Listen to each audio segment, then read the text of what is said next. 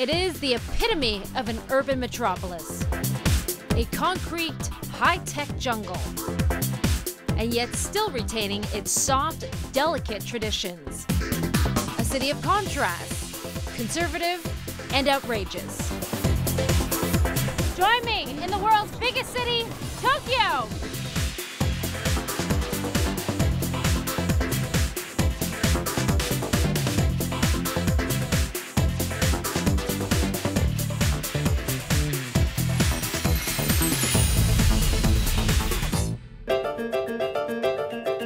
It's the most populous city on the planet.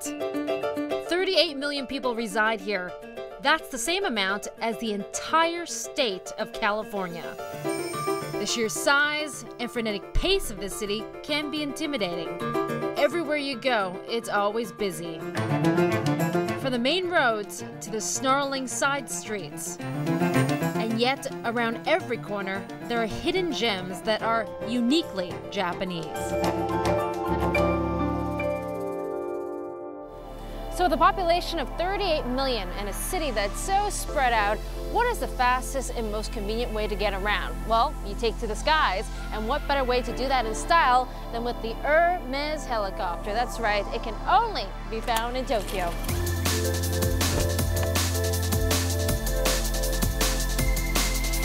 The $10 million L'Helicopter par Hermes. A bespoke Eurocopter that simply defines luxury in an urban city. Sitting back on the calfskin seats, it's like relaxing on a Birkin bag while you travel. And with a top speed of 250 kilometers per hour, it's the fastest way to get from Narita Airport straight to the city. You're looking at beautiful Tokyo. Left side says it's kind of like sleeping with an ugly person. It's probably better with the lights off, but I disagree. I love Tokyo. It's a city that's so stylized, so edgy, so fast-paced, and it's going to host the 2020 Summer Olympic Games. And you also get a vibe here that it looks like the energy is back in the city and in Japan.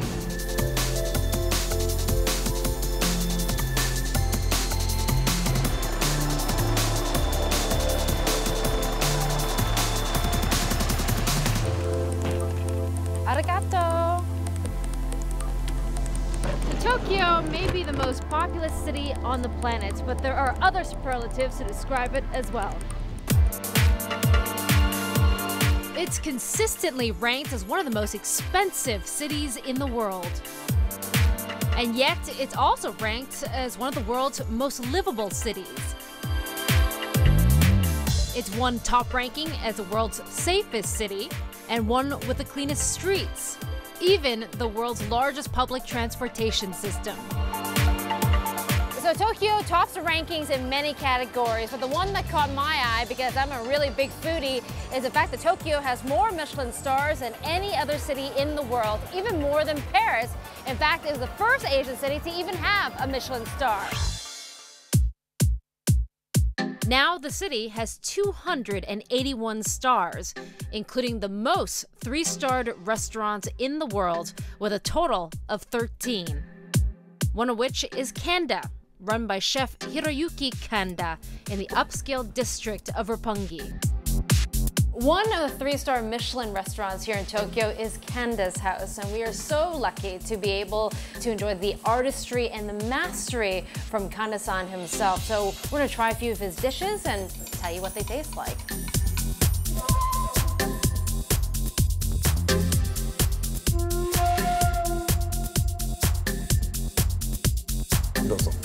Arigato. In fact, he's such a stickler for standards that he founded the Sushi Academy in London, declaring a war on the so-called pseudo-sushi he says you find in Europe. What is Japanese cuisine to you? Real Japanese cuisine, it's in a philosophy. For example, French cooking is like an orchestra. The Japanese cooking is sometimes solist, sometimes duet. It's not many things into the dish. Why do you think Tokyo has more Michelin stars than any other city in the world? The advantage of Japanese cuisine, or especially Tokyo cooking, we count many ingredients. Simplicity is the key word of Japanese cuisine, of course. But it's because we have good ingredients. We can't touch anymore. We just add some salt. We don't have to cook anymore for the things.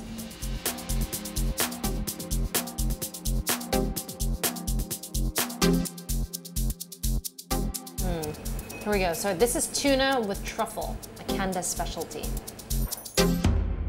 We're going to meet another famous chef here in Tokyo. His restaurant is one of the 50 best in the world and has 3 Michelin stars, but his expansion plans are going after a whole different stratosphere. His obsession with technique is legendary. Chef Seiji Yamamoto once even CAT scanned a fish to try to figure out how to debone it more effectively. And his restaurant, Ryujin, has been ranked as one of the world's best for the last 5 years. And now for Japan Airlines, he can bring that magic to its first-class menu. Yamamoto-san, you have partnered up with Japan Airlines. In fact, I think you're the first 3-star Michelin chef to start making their first-class meals. Why does someone like you want to get into airline food? As someone already involved in Japanese cuisine, Japan Airlines and I want to challenge the way that most of us think about the food we get served on planes. So, Chef Yamamoto, tell me, how are you going to change the world of airline food, which doesn't have a great reputation in the world? We are treating this more like a restaurant with 8 seats. It's not just about what we offer, what we cook, but thinking about how best to present the meal. So we just saw Chef Yamamoto's cuisine at his award-winning restaurant, but this is the new frontier for him. We are at the Japan Airlines' test kitchen at Haneda Airport, where we're seeing the preparation of the 5-course first-class menu, and this is where the magic happens. According to Skytrax, the best first-class food is found on Etihad. Japan's ANA comes in at number 2. And while Japan Airlines is in the top 10, they're hoping that Yamamoto's flair for expanding the definition of Japanese cuisine will help it move up the rank. But Jal isn't only perfecting the type of food, it's also working on how to serve it. Flight attendants spend hours in a mock-up plane learning how best to prepare and deliver Yamamoto's creations at 30,000 feet. But nothing beats real life and be on the actual plane itself to enjoy the Japan Airlines' service. Thank you so much. Isn't that great? Well, also in first class, you get to enjoy some of the Japanese cultural touches, including, say, your own origami folded crane. And of course, don't forget Chef Yamamoto's first class Japanese menu. But for me, I'm just gonna sit back and relax, and I'll see you when the plane lands, okay?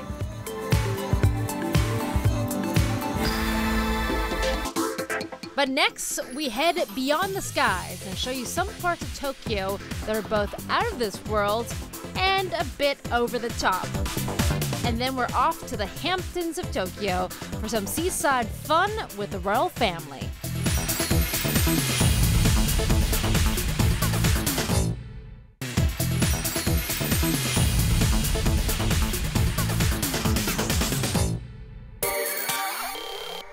It's the city that inspired Blade Runner, Tokyo.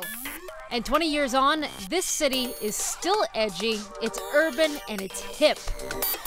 Tokyo is often on the cutting edge, but sometimes they go a bit over the top. What do I mean by that? Well, here are a few things that are definitely OTT. So as we walk walk down this darkish hallway here, I'm told that behind this door is one of the most expensive hotel rooms, not only in Tokyo, but the world. So let's go check it out.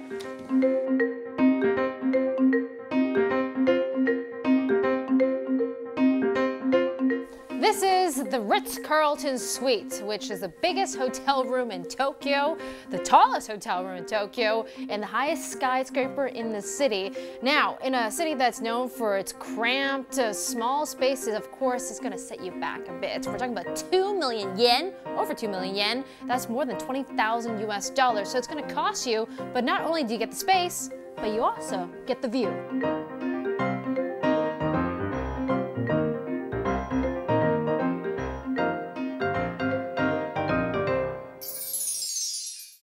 What better way to relax in one of the world's most expensive hotel rooms than, say, with one of the world's most expensive drinks? I want to introduce you to the Diamonds Are Forever Martini. And yes, the music comes with it as well.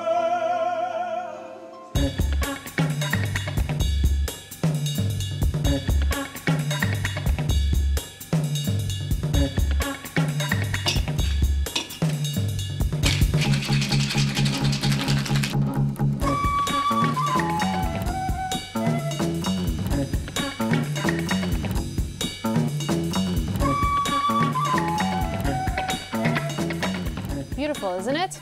There's only 4 that have been sold since the Ritz-Carlton opened in 2007, and at a cost of 1.8 million yen.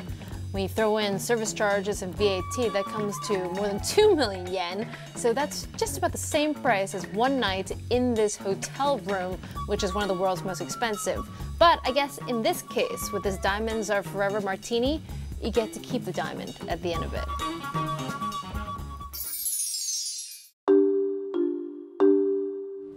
There's no place in the world more crazy about their fruit than in Japan. Some say they might be too fruity over their fruit.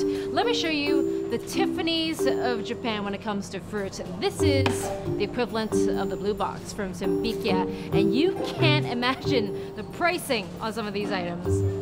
How much would you pay for an apple? 30 cents? 50 cents? Try $8 or even $15. No big deal, you say. All right. Well, how about this then? How much for an orange? 80 cents? $1? Nope. Try $8. Or if they really need some vitamin C, $21. Still no big deal? All right, money bags. Would you pay $50 for a bunch of grapes? Or $80? Or $100? Yup, welcome to Senbikia, where getting your 5 a day could drive you straight to the poorhouse. And we all know it's better to give than to receive, right? Well, in Japan, it's not just about eating the fruit. Here it's customary to buy expensive fruit to give as gifts. So I scoured the shelves here at Senbikia, and the most expensive item I could find was this musk melon, which is selling for something ridiculous, like 216 US dollars. But actually, you know, you're actually getting a discount because this was selling at over 2,000 US dollars at the start of the season. What better way to end our over-the-top segment than with something that's really over-the-top? Now, you know the Japanese, they love their electronics, they love their gadgets, and this, well, has a bit of a personal touch.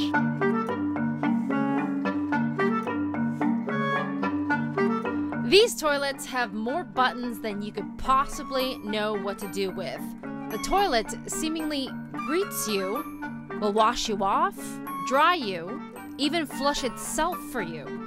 Unlike everywhere else in the world, in Japan, there are no fights over putting the seat down because that's done for you. But if you are worried that somehow the seat was left up, well, don't you worry. An app on your phone will put your mind at ease. And then there's your bathroom diary to record those special occasions. Though I don't encourage sending these updates over social media. There are even cartoons so you can remember the day in detail. I guess photos would be probably a step too far. So we've shown you toilets that can do virtually everything, but I want to show you the Rolls Royce in the class. This is the top of the line range because it's only going to cost you about $50,000, but for that kind of money, you get to sit back and relax, you get some comfort, you get cleanse, and you also get a silent flush. And for 50 grand, well, it also plays you a song.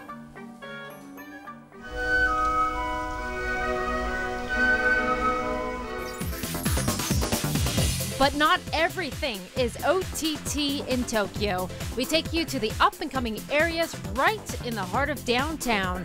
And then it's off to the beach for sun, sea, and sushi.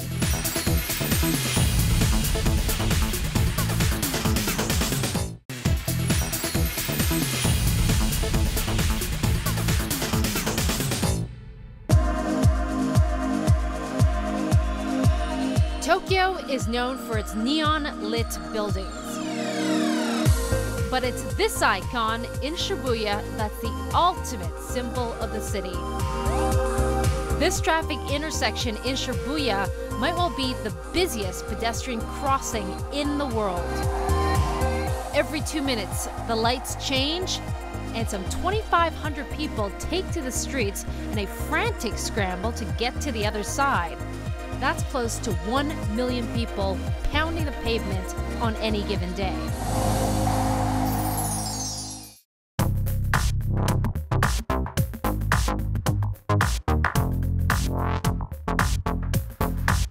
Now, just 5 minutes away from the craziness of Shibuya, you get a little less frenetic pace out here in a creative, upcoming, trendy neighborhood of Daikanyama.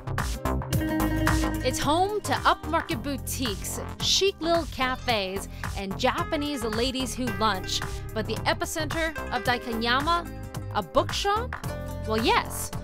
And to play tour guide for us to take us through the neighborhood today, we have Lux City Guide's Tokyo editor, Danielle, with us. Hey, Danielle, why don't you take me through the neighborhood? Absolutely. So this is a good place to start. It's Daikanyama's tea site, and it opened a few years ago. It was designed by Klein-Daikin architects.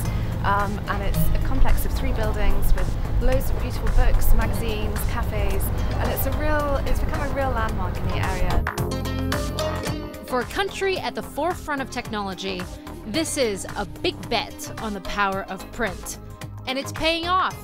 While bookstores in Western countries are going the way of the dinosaur, Tsutaya has more than 1,400 stores in Japan. But it's not just about the books. Daikanyama's tea site has won major awards for its design, from its exterior of discreet teas to its interior design, complete with a bar made from second-hand books. They've created a commercial space that the whole community can use and enjoy. If you walk past here at 1 o'clock in the morning, it's packed. And I think there's this whole notion of third space, where, you know, it's an extension of your home. And I think that's one of the things in Asia where everybody has small homes, and that is what this is beginning to act as. It's an extension of their living room, in fact. So that's why I think it's been a big success too. And just down the hill is Nakameguro, a little enclave along the Meguro River, and now one of Tokyo's most popular residential neighborhoods. It's like London's Shoreditch or Brooklyn in New York. So we're now in Nakameguro, which is the edgy little sister to Daikanyama, and it's full of design stores and little boutiques, and there's one particular place I wanted to introduce to you that's called 1LDK. What does that stand for, 1LDK? It's actually a phrase that's used for apartment sizes when you're looking for an apartment in Japan, so it means 1 living room, dining room, kitchen. So the whole concept is that it's someone's home. It's like stepping into an apartment, and you can see there's no shop sign on the outside. So should we step inside? Yeah. Let's check it out.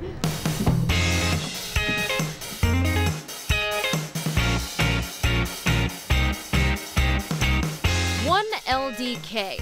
Japanese designers have made a name for themselves in the world of fashion.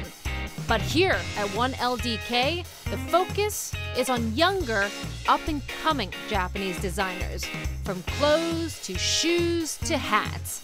It's the perfect place to find that one special piece that you just can't find overseas.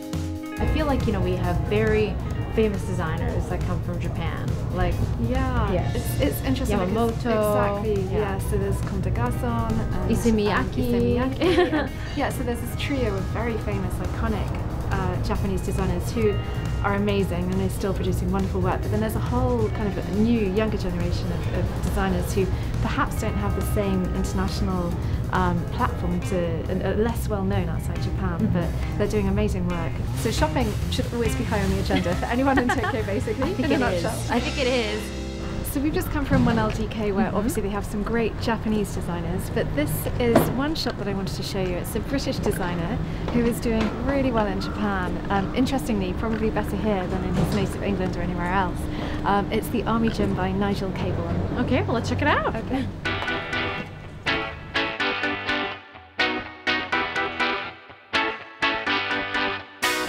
Nigel Caborn's Army Japan has been a great success in the country. The first store opened here in Nakameguro back in 2009. 5 others soon followed. But London only got its own Army Gym just last month, the first outside of Japan. The brand is inspired by traditional British military uniforms and also iconic British fabrics. And with it still being made in England, it holds a huge cachet with Tokyoites.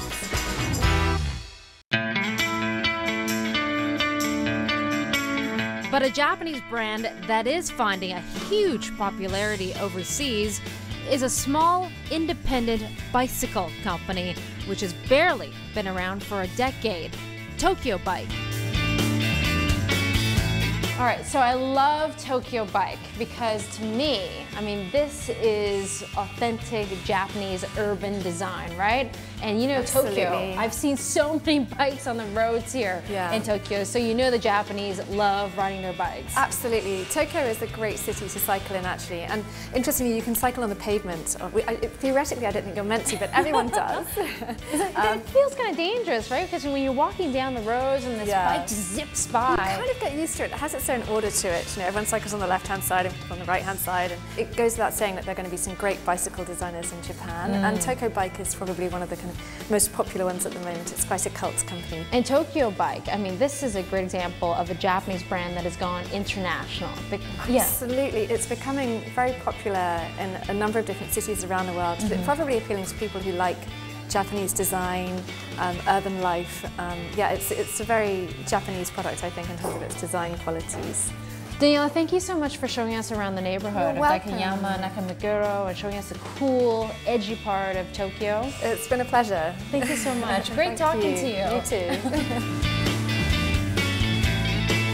So we've seen some nice little neighborhoods here in Tokyo, but if you really want to escape the hustle and bustle of the big city, just an hour away, it'll take me a bit longer by bike, but you can hit the beach and we're going to check out the city of Hayama.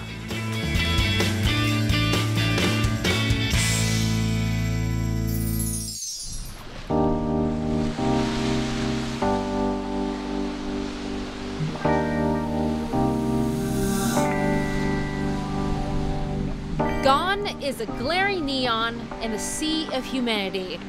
Instead, it's sandy beaches and languorous waves.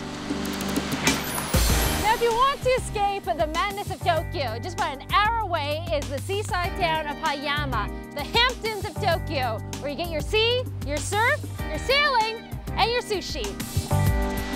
It's so peaceful here that even Emperor Akihito himself keeps a residence. He can even sometimes be seen strolling along the beach, with bodyguards, of course. But if that invite to come stay at Akihito's gets lost in the mail, there's really only one option. So if you're gonna visit this cute beachside town of Hayama, this is the only place to stay. We're at Scapes the Suite, which has a modern contemporary twist, some Japanese culture, and the bonus is you get to stay right on the beach.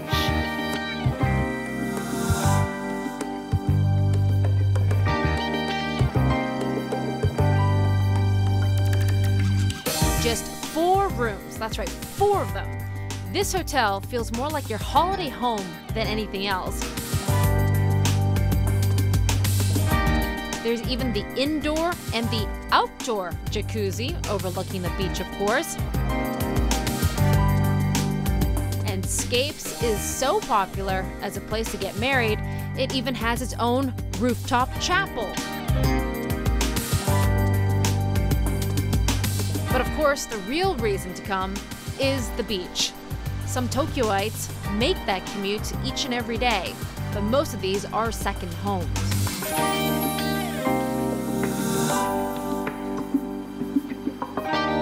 Japanese culture is tied to the ocean. Seaside cafes, windsurfing, anything that brings you close to the water, even driving along the coast.